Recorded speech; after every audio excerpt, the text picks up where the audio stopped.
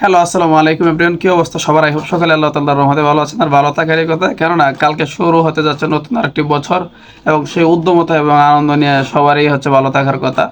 তো আমি ওই ব্যাপারে আলোচনা করব না, আলোচনা করব হচ্ছে আমাদের বিপিএল এর 11তম আসর নিয়ে, যেটা শুরু হয়েছে কালকে অর্থাৎ হচ্ছে 30শে ডিসেম্বর এবং আজকে এটার দ্বিতীয় দিন চলতেছে। তো এতক্ষণে হয়তো আপনারা ভিডিওর থাম্বনেল এবং টাইটেল দেখে বোঝা যাওয়ার কথা যে কোন ব্যাপারটা নিয়ে আলোচনা করতে যাচ্ছি। আমি একটা স্পেসিফিক ব্যাপার নিয়ে আলোচনা করতে যাচ্ছি, যেটা আপনারা সকলে জানেন যে মিরপুরের শেরেবাংলা ইন্টারন্যাশনাল ক্রিকেট স্টেডিয়ামকে বলা হয় যে মিরপুরের দানক্ষেত বা বাংলাদেশের দানক্ষেত স্টেডিয়াম, ওইরকম টাইপ বিভিন্ন উপমা দিয়ে হচ্ছে ব্যক্ত করা হইতো আগে বিভিন্ন সময়ে। বিপিএল বলেন বা বিভিন্ন সিরিজ বা ইন্টারন্যাশনাল বিভিন্ন আয়োজনে, মানে এই মাঠে খেলা হইলে রান হইতো না, ঠিক আছে, বা ভালো স্পোর্টিং উইকেট হইতো না এটা, ঠিক আছে। এর জন্য হচ্ছে আমরা সবাই গামিনীদি সিলভাকে দোষতাম, বিসিবিকে দোষতাম এবং এই মাঠকে দোষতাম, ঠিক আছে।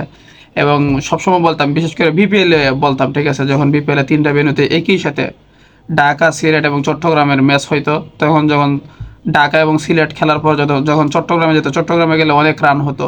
সো ওই সব জায়গা থেকে আমরা মিরপুরের মাঠকে আলাদাভাবে হচ্ছে আখ্যায়িত করতাম। কিন্তু এবারের বিপিএলে মানে আজকে হচ্ছে এখন পর্যন্ত হচ্ছে তিনটা ম্যাচ হয়েছে এবং তিনটা ম্যাচ এখনও কমপ্লিট হয় নাই।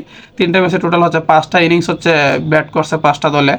সো এর অভিজ্ঞতা থেকে বলা যাচ্ছে এইবারের বিপিএলে, ঠিক আছে, এবং হচ্ছে এইবার যে হচ্ছে উইকেট তৈরি করছে গামিনী সিলভা বা বিসিবি, সো এটা হচ্ছে সত্যি অসাধারণ। যেটা হচ্ছে আমরা ক্রিকেট প্রেমীরা চাই, যারা হচ্ছে পিপিএলটাকে আমরা যেভাবে দেখতে চাই, এটা স্পোর্টিং উইকেটে রান হবে 180+, 200-র কাছাকাছি রান হবে, ঠিক আছে, এবং এই রানটাকে চেস করারও যাতে এবিলিটি থাকে একটা দলের, বা ওই রকম যাতে একটা উত্তেজনা তৈরি হয় মাঠের মধ্যে। আর না হয় হচ্ছে যে আগের আসরগুলো সেই জায়গাতে হয়তো কি ধরেন 140, 50, 60, 60, 70 এগুলো হচ্ছে হায়ার স্কোর এরকম বোঝা যাইতো আর কি, বা রান হইতে চাইতো না মিরপুরের মাঠে। সো এইবার কিন্তু মানে এই জিনিসটা একদম মানে উড়াই দিছে আর কি, মানে এক কথায় বলতে গেলে। যেমন আমি বলি, কালকে যে হচ্ছে ফার্স্ট ম্যাচটা হয়েছে রাজশাহী বনাম হচ্ছে ফরচুন বরিশালের, রাজশাহী ফার্স্টে ব্যাট করে 198 রানে টার্গেট দিছে এই ম্যাচ, ঠিক আছে। মানে প্রথমে হচ্ছে বরিশালের ব্যাক টু ব্যাক হচ্ছে 4টা উইকেট পড়েছে, প্রথম 0 রানেই হচ্ছে 1 উইকেট শান্ত চলে যায়।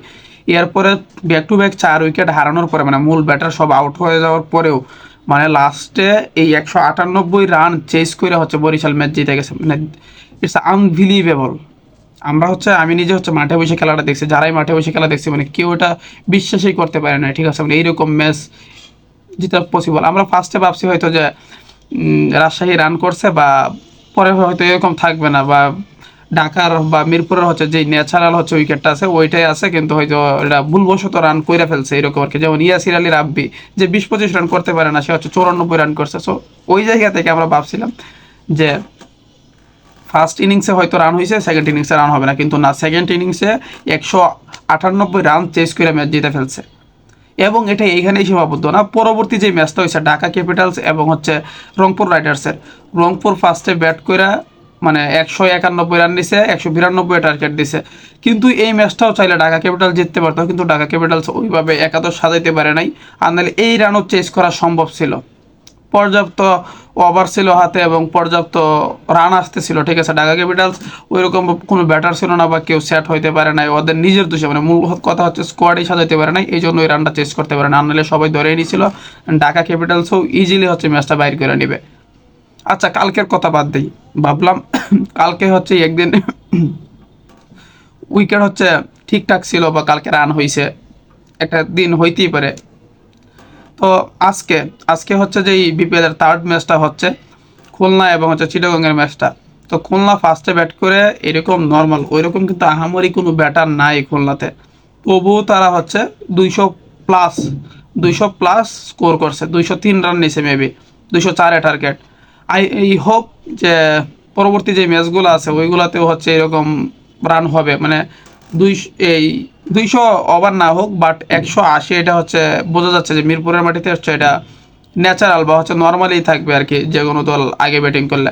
আরেকটা ইন্টারেস্টিং ফ্যাক্ট সেটা হচ্ছে মানে এই যে রানগুলো হচ্ছে বা এটি প্রত্যেকটা দলই জানে যে এরকম একটা স্কোর হবে এই মাটিতে, তো ওইটাও চেস করা যাবে। কেননা আমি আপনাকে বোঝাই, যেই তিনটা ম্যাচ হইলো আজকে অনুষ্ঠিত হইলো, প্রত্যেকটা টিমেই যারা হচ্ছে টস জিতছে, টস জিতার পরে কেউই হচ্ছে ফার্স্টে ব্যাটিং নেয় নাই, ফার্স্টে সবাই হচ্ছে বোলিংয়ের সিদ্ধান্ত নিছে এবং চেঞ্জ করতে পারবে, মানে ওইরকম একটা চিন্তা মাথার মধ্যে আছে তাদের, মানে তারা তো আমাদের থেকে কম বোঝে না, কম বিশ্লেষণ করে না। সো ওই জায়গা থেকে মানে সবাই জানে যে রান হবে, তবুও এটাকে চেঞ্জ করা যাবে, এরকম এবিলিটি আছে এই মাঠে বা এই পিচ থেকে রান বাহির করা সম্ভব। তো মানে আসলে সত্যি কথা বলতে দেখা যাক বাকি ম্যাচগুলা কি হয়। আই হোপ এরকমই হবে, মানে 180+ স্কোর হবে এবং এটাও চেঞ্জ করার মতো এবিলিটি এই পিজে আছে আর কি। আর বাকিটা জানি না চট্টগ্রাম এবং সিলেটের কি অবস্থা।